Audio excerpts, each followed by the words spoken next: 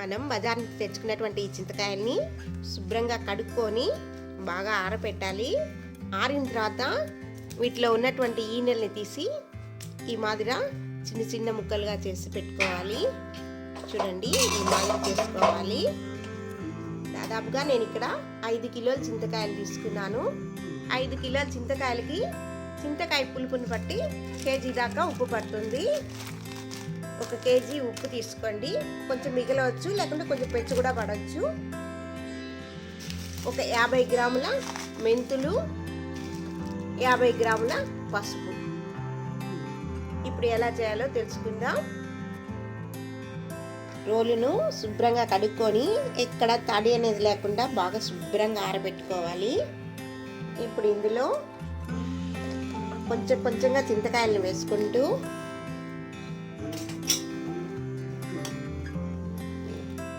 కొద్దిగా పసుపు,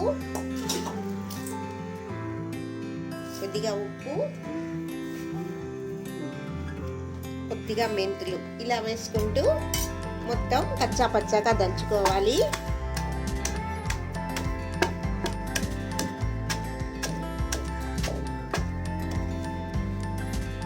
మధ్య మధ్యలో చింతకాయలు చేర్చుకుంటూ దంచండి.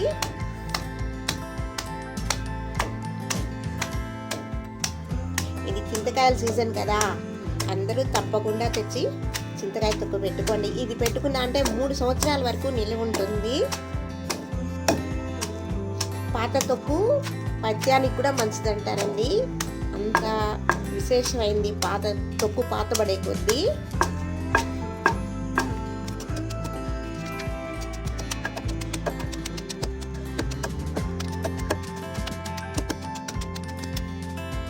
ఇలా దంచేటప్పుడు మధ్య మధ్యలో ఈనెలు వస్తాయి కదా, వాటిని ఇప్పుడే తీసేసేయండి.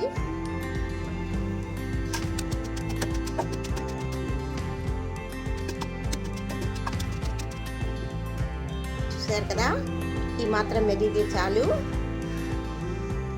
దీన్ని ఇప్పుడు తోడేసుకుందాం.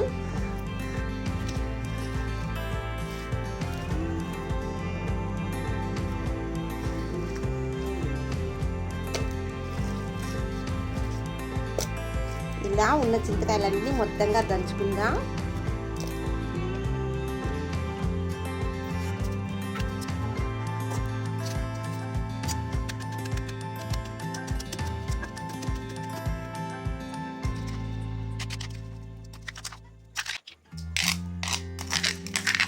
ఇలా మొత్తంగా దంచుకున్న తర్వాత చూడండి, ఇలా ఒక పాత్రలోకి తీసి మొత్తం ఒకసారి బాగా మిక్స్ చేసుకోవాలి. ఇలా మిక్స్ చేసేటప్పుడు కూడా ఏమైనా పీచులు ఉన్నాయి వాటిని తీసేసేయండి.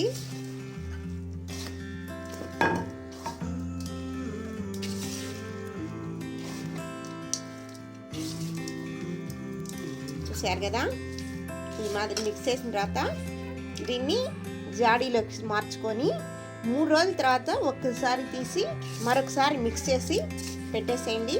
అంతే, ఇంకా దీని పని మనం ఇంకా సంవత్సరం వరకు చూసుకోక్కర్లేదండి.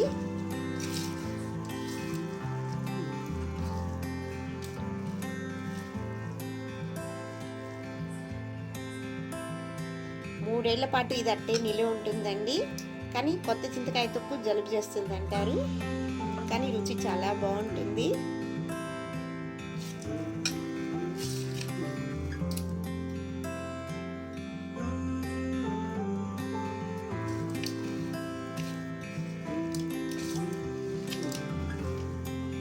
చూసారు కదా, ఇప్పుడు దీన్ని జాడీలోకి ట్రాన్స్ఫర్ చేద్దాం.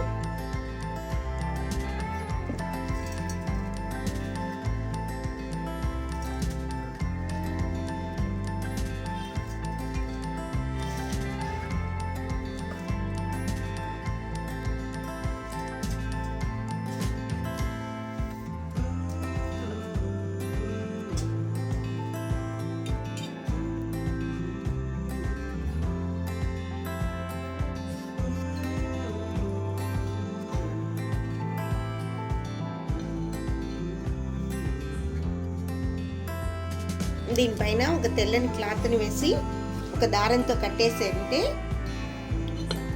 పురుగులు లాంటివి ఏమీ పోవు. ఏంటి ఈ వీడియో కనుక మీకు నచ్చినట్టయితే లైక్ చేయండి, షేర్ చేయండి, సబ్స్క్రైబ్ చేసుకోండి.